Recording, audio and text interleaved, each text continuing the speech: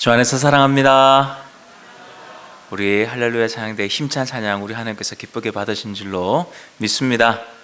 우리 찬양대의 찬양과 또 다양한 섬김을 받으신 우리 하나님께서 이 시간 예비하신 복을 우리 삶 가정 가운데 풍성하게 부어주실 줄로 믿습니다.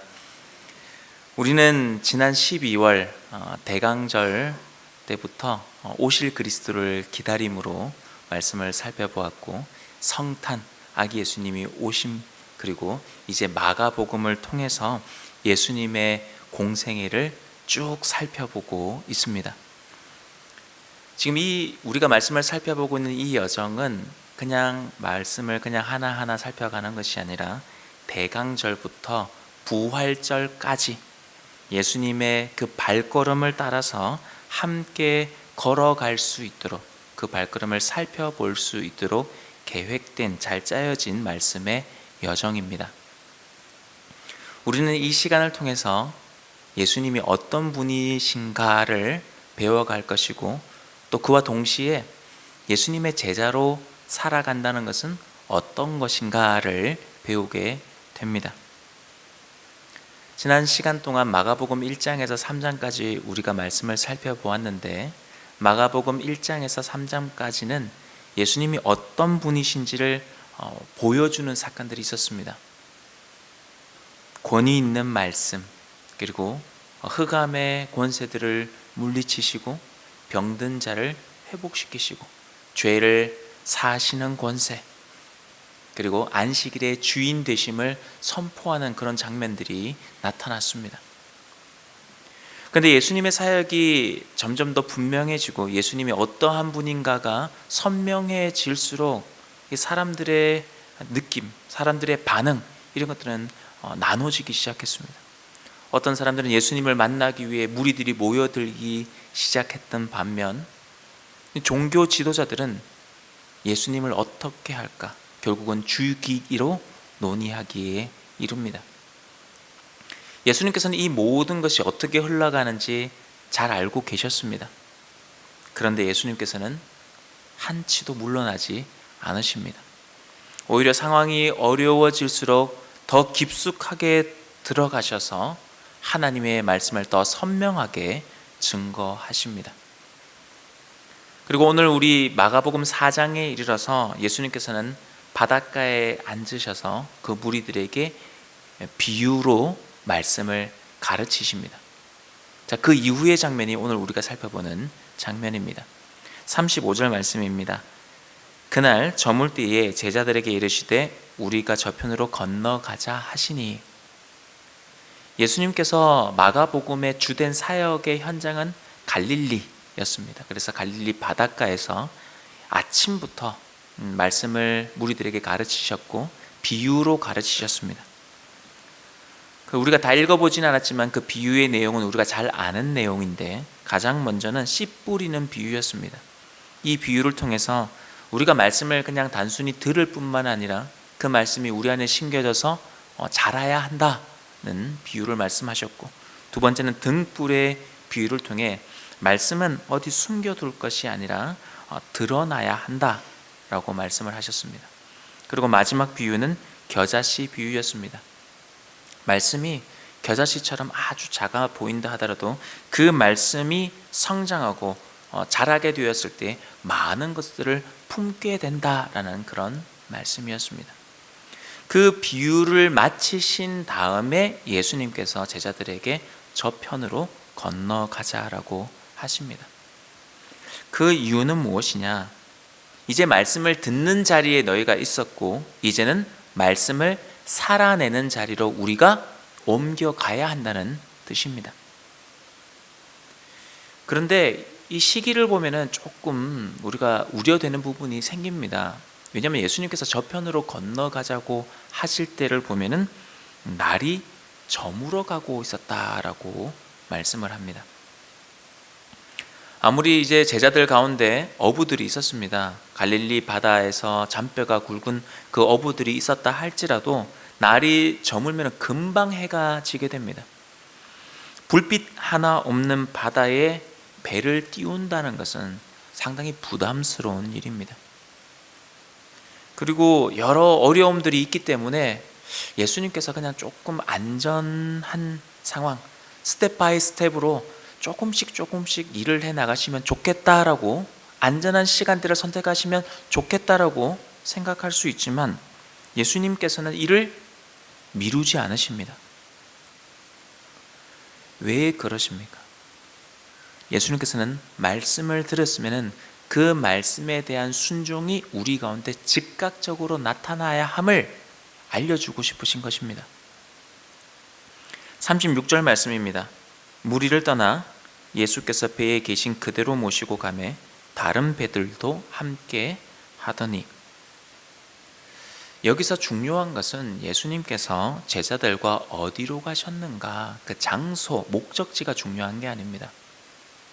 누구와 함께 가느냐, 이게 중요한 포인트입니다.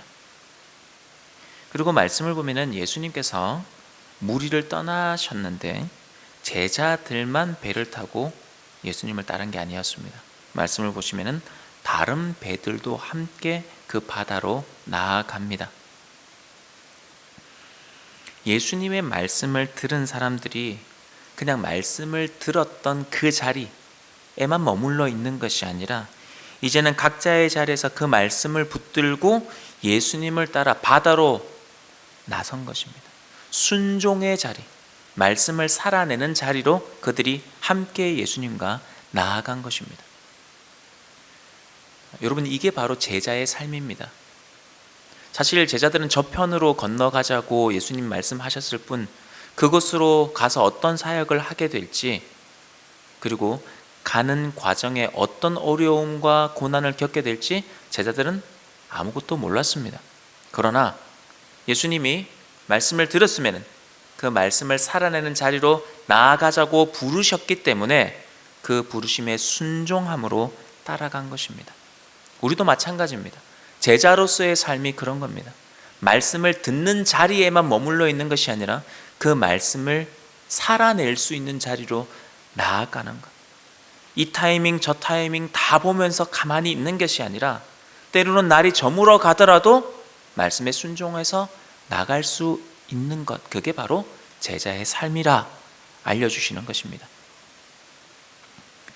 37절 말씀입니다. 큰 광풍이 일어나며 물결이 배에 부딪혀 들어와 배에 가득하게 되었더라. 제자들은 지금 날이 저물어 감에도 불구하고 예수님의 말씀에 순종함으로 바다로 나아갔습니다. 그런데 그들을 기다리고 있는 것이 잔잔한 바다와 순풍이 아니었습니다. 큰 광풍이라고 했습니다. 말씀에 순종했는데 위기가 찾아왔습니다. 주님과 동행하고 있는데 상황이 위태로워졌습니다. 바다에 나가 보시는 분들, 가끔씩 배를 타 보시는 분들은 아시겠지만 파도가 잔잔하다고 해서 그렇게 잔잔하지만 않습니다. 다 파도가 있고 바람이 붑니다. 그런데 지금 이 풍랑은 잠깐 스쳐 지나가는 종류의 바람이 아니었습니다. 뭐라고 하고 있습니까? 배에 물이 가득 차서 가라앉게 만들 정도의 풍랑이었습니다. 그러면 여러 가지 생각이 들 것 같습니다. 아니, 주님이 가자고 하셨는데, 심지어 지금 주님이 이 배에 타고 계신데 왜 이런 일이 일어나는 거지? 신앙생활 할 때 이런 걸로 힘겨워 하시는 분들도 종종 봅니다. 내가 참 어려운 중에 예수를 믿었는데, 교회도 다녔는데, 모든 일들이 그냥 만사형통 다 잘 풀려야 된다고 생각을 하는데, 그런데 본문을 보면 어떻습니까? 정반대의 상황이 지금 펼쳐지고 있는 겁니다. 지금 우리가 성경을 읽을 때는 몇 장으로 나눠 놓기도 하고 또 몇 절씩 끊어 놓기도 합니다. 원본은 사실 이렇게 몇 장 몇 절로 다 처음에는 구분이 되어 있지 않았습니다. 지금 우리가 읽는 성경의 이 부분에서 조금만 더 이어지면 5장으로 나오게 되죠. 이 5장의 말씀을 조금만 살펴보시면은 지금 예수님이 제자들과 함께 배를 타고 건너가시는 이유가 무엇이냐? 거라사에 있는 그 광인, 귀신 들린 그 한 영혼을 구원하시기 위해서 예수님이 제자들과 함께 배를 타고 건너가고 있는 장면입니다. 성경은 이 광풍의 원인이 어디에 있느냐 설명하지 않습니다.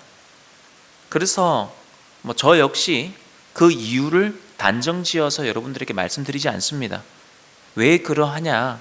여러분, 우리는 성경이 말씀하시는 데까지 나아갈 수 있어야 되고, 성경이 멈추실 때는 우리도 멈출 수 있어야 됩니다.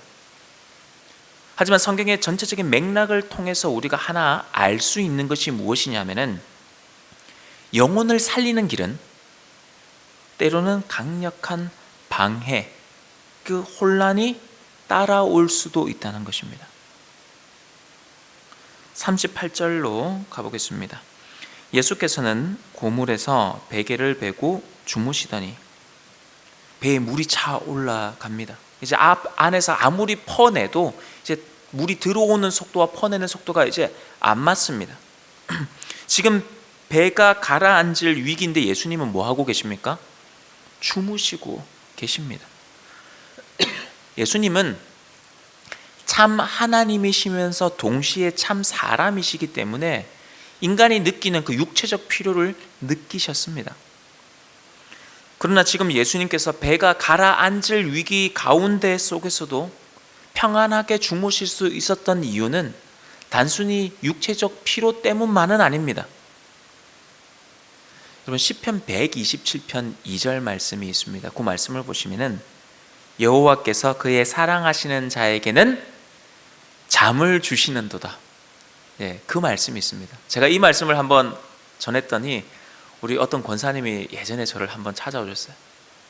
하나님이 당신을 너무 안 사랑하시는 것 같다고. 왜 그러세요, 권사님? 했더니 자기가 잠이 잘 안 온대요. 이제 나이가 들어서 그런 잠이 잘 안 오는데 남편은 고개만 대면 잔다는 거예요. 하나님이 남편만 사랑하시고 자기를 안 사랑하는 것 같다고 마음이 힘들어서 저한테 오신 겁니다.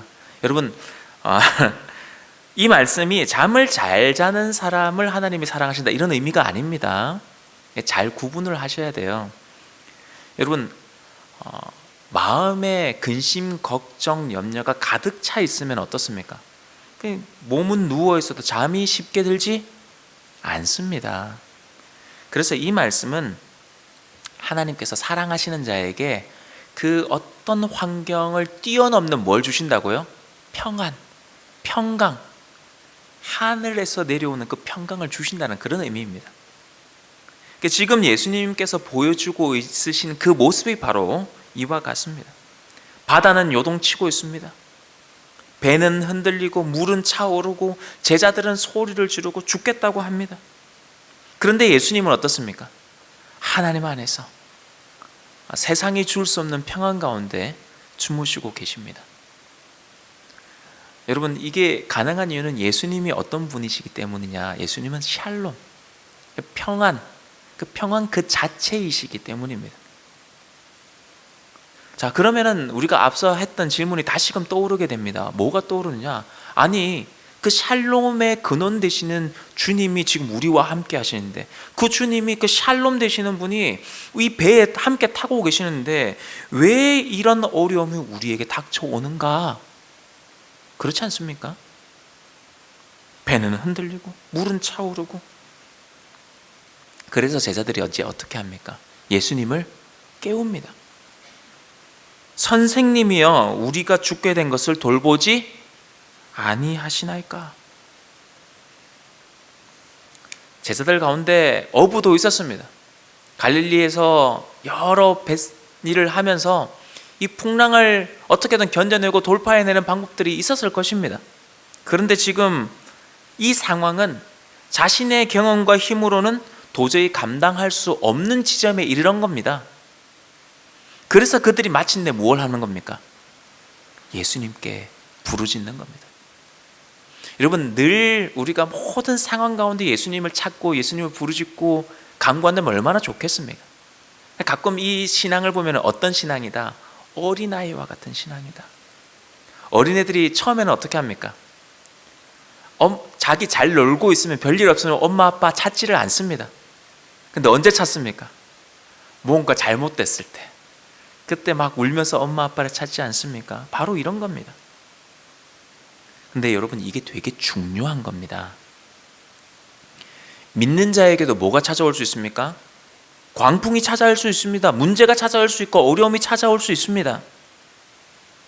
주님과 함께 가고 있어도, 그 말씀에 순종함으로 헌신하고 있어도 배에 물이 차올라서 배가 가라앉을 것 같은 어려움을 우리가 겪을 수도 있습니다. 그러나 우리가 여기서 주목해야 할 것이 무엇이냐? 말씀이 무엇을 이야기를 우리에게 하고 있느냐? 그것은 우리를 위협하는 풍랑이 아니라 샬롬이 되시는 그 주님이 너와 함께 하시느냐?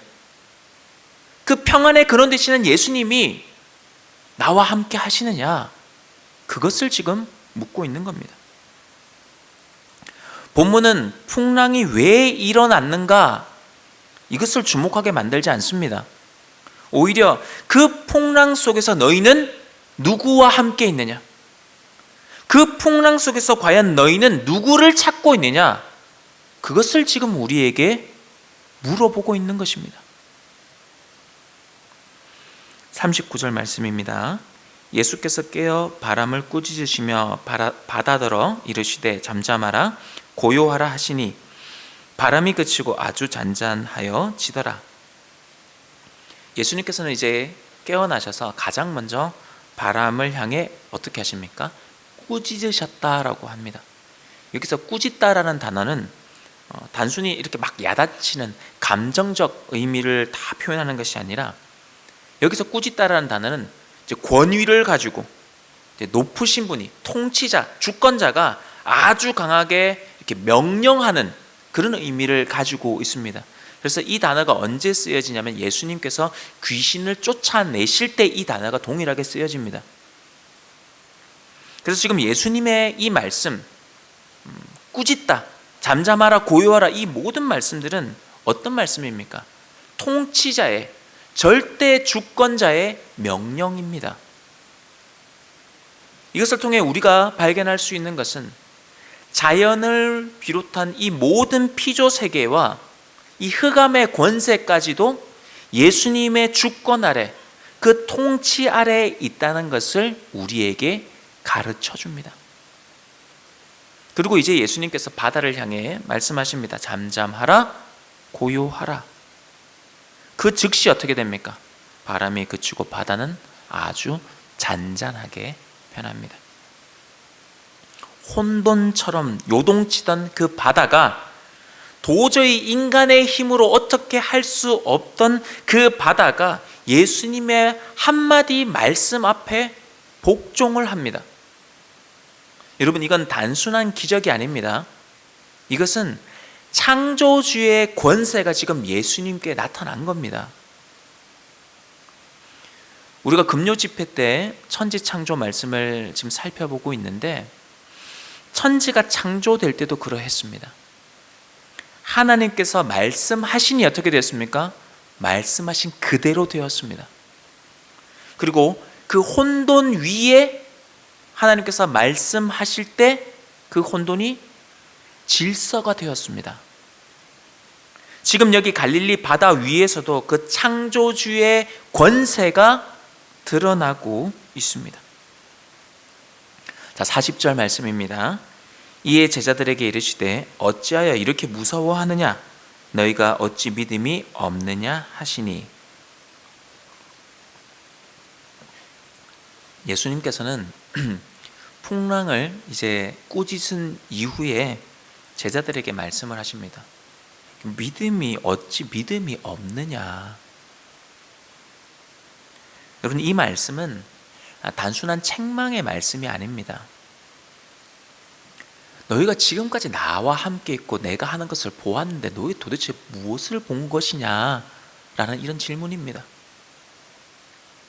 귀신이 떠나가고 병든 자가 나음을 입고 죄가 사함을 받고 안식일에 주임 되심이 드러나는 것을 너네가 보았는데, 이거 정작 이 풍랑 하나 앞에 두고 예수님이 누구신지, 너희가 함께하고 있는 그분이 누구신지를 믿지 못하고 신뢰하지 못했더냐 하는 말씀입니다.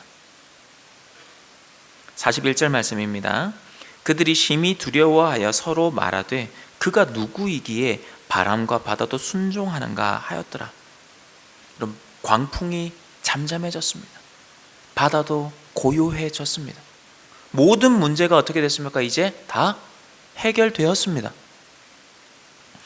그런데 성경을 여러분 읽어보시면은 그래서 제자들이 안도하였더라 이렇게 표현하지 않습니다. 뭐라고 하고 있습니까?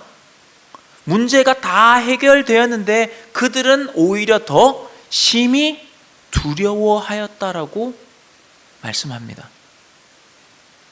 제자들이 처음에는 어떠했습니까? 광풍이 두려웠습니다. 배에 물이 차고 그래서 배가 가라앉아서 죽을까 봐 두려워했습니다. 그런데 지금의 두려움은 전혀 차원이 다른 두려움입니다. 제자들은 처음에 예수님을 어떻게 생각했을까요? 권세 있는 말씀을 전하시는 어떤 좀 위대한 스승, 위대한 선지자, 이 정도로 생각을 했을 것입니다. 왜냐하면 예수님을 배가 물에 가라앉아가는 이 시점에 예수님을 뭐라고 불렀습니까? 선생님이여 우리가 죽는 것을 그냥 보시겠습니까? 두시겠습니까? 선생님이여 라고 했거든요. 그런데 지금 보니 예수님이 인간의 어떠함으로 설명하기는 너무 크신 겁니다. 창조주께서만 하실 수 있는 일을 그분이 지금 행하고 계십니다. 그러면 사람은 압도적인 어떤 자연 경관 앞에 경외심을 느끼게 되어 있습니다. 거대한 폭포나 웅장한 산이나 아니면 큰 나무나 어떤 거센 폭풍 이런 것들을 보면서 사람들은 되게 그 앞에 작아집니다. 자기가 통제할 수 없기 때문에. 그래서 때로는 자연을 어떻게 합니까? 해, 달, 별들을 보고 막 그 산들을 보고 뭐하면 신격화합니다. 그런데 지금 제자들은 그 신격화되던 거대한 자연이 인간이 도저히 통제할 수 없을 것 같던 그 풍랑과 바다가 예수님의 단 한마디 말씀 앞에 복종하는 것을 본 것입니다. 그 순간 그들이 깨닫게 되는 겁니다. 풍랑보다 그 거센 파도보다 두려운 분이 같은 배 안에 타고 있다. 이 사실이 그들을 압도했던 것입니다. 그래서 지금의 두려움은 창조주 앞에 선 피조물의 경외, 다시 말하면 하나님 앞에 서 있는 그 인간의 두려움입니다. 그래서 그들은 이렇게 이야기를 하죠. 그가 누구이기에, 그가 누구시기에. 여러분, 이 질문은 마가복음 전체를 끌고 가고 있는 질문입니다. 자신들을 부르시고 권위 있는 말씀으로 가르치시고 흑암의 권세를 물리치시고 병든 자를 일으키시고 죄를 사하시고 안식일의 주인 되심을 보여주시는 그분 앞에 자연이, 자연 세계가, 창조 세계가 복종을 하는 겁니다. 도대체 이분은 누구신가? 마가는 이제 이 질문을 우리 앞에 던지고 있는 겁니다. 너는 그분을 누구라고 생각을 하느냐? 사랑하는 성도 여러분, 오늘 본문이 우리에게 묻고 있는 것은 믿는 자에게 왜 풍랑이 있는가 이게 아닙니다. 단순히 풍랑을 잠잠케 하신 예수님 이게 아닙니다. 그 일을 행하신 이 예수님을 너는 누구로 보고 누구로 믿고 있느냐 이것입니다. 예수님은 그냥 우리의 삶에 다가오는 풍랑이나 이 어려움을 그냥 지나치게 해주고 잠자게 해주고 이렇게만 일하시는 분이 아니십니다. 이 놀라운 권세를 가지신 예수님이 훗날 우리가 이해할 수 없는 장면 가운데 서게 되십니다. 갈릴리 바다에서는 그 바람과 파도를 향해 잠잠하라고 하셨지만 훗날 십자가 앞에서는 예수님이 아무런 말씀을 하지 않으십니다. 이사야 53장 7절 말씀에 도수장으로 끌려가는 어린 양과 털 깎는 자 앞에서 잠잠한 양같이 그의 입을 열지 아니하였도다 했습니다. 말씀 한마디로 모든 것을 잠재우고 모든 것을 정리하실 수 있는 분이 그 권세를 사용하지 않으셨습니다. 그 이유가 무엇입니까? 우리를 덮쳐오는 죄와 사망이라는 이 더 깊은 풍랑을 영원히 잠들게 하기 위해서였습니다. 갈릴리 바다를 잠잠케 하신 주님은 십자가에서 죄의 풍랑을 잠잠케 하셨습니다. 그리고 부활하심으로 이 죽음의 파도를 잔잔하게 만드셨습니다. 고요하게 만드셨습니다. 그러므로 사랑하는 성도 여러분, 여러분의 삶에 닥쳐올 수 있는 이 풍랑, 문제, 고난, 여기에 여러분의 시선을 빼앗기지 마십시오. 있을 수 있습니다. 우리가 예수님을 믿어도, 우리가 헌신해도, 예수님의 말씀에 따라가도 풍랑이 올 수 있습니다. 그러나 그 풍랑에, 그 문제에 여러분의 시선을 고정시키지 마십시오. 우리의 시선을 어디로 향해야 됩니까? 나와 함께 하고 계시는 그 주님께 우리의 시선이 향할 수 있어야 됩니다. 그리고 우리는 고백할 수 있어야 됩니다. 주는 그리스도시요 살아계신 하나님의 아들이십니다. 여러분, 이 믿음으로 풍랑 속에서도 흔들리지 않는 사랑하는 모든 성도님들이 다 되시기를 주의 이름으로 축복합니다. 우리 시간 말씀을 생각하시면서 합심하여 기도하기를 원합니다. 하나님, 우리가 문제보다, 내 삶에 닥쳐오는 이 풍랑보다 더 크신 주님을 바라보는 믿음을 우리에게 허락하여 주옵소서. 나와 함께 하시는 주님이 어떤 분이신지를 깨달아 알게 하여 주옵소서. 우리 함께 기도하시겠습니다. 사랑이 많으신 하나님 아버지, 오늘 말씀을 통해 풍랑보다, 문제보다 크신 주님을 보게 하시니 감사합니다. 하나님, 우리 인생 가운데 바람은 거세고 파도는 높고 때로는 우리의 삶이 침몰될 것 같은 아버지의 그런 두려움 가운데 우리가 놓일 때도 있습니다. 그러나 그 풍랑 속에서도 우리를 떠나지 않으시고 여전히 같은 배에 타고 계시고 우리를 건져주시는 하나님, 주님은 여전히 통치자이십니다. 주님은 평강이십니다. 이제 우리의 시선을 문제에서 주님께로 돌리게 하여 주옵소서. 문제의 상황이 아니라 주님의 얼굴을 보게 하여 주시고 두려움이 아니라 믿음으로 반응할 수 있는 주의 백성들 되게 하여 주시옵소서. 그래야 우리가 모든 상황 가운데 이렇게 고백할 수 있으면 좋겠습니다. 주여, 주는 그리스도시요 살아계신 하나님의 아들이십니다. 이 고백이 우리의 심장이 되게 하여 주시고 풍랑 속에서도 흔들리지 않는 믿음이 되게 하여 주시옵소서. 사랑이 많으신 우리 주 예수 그리스도 이름으로 기도하옵나이다. 아멘.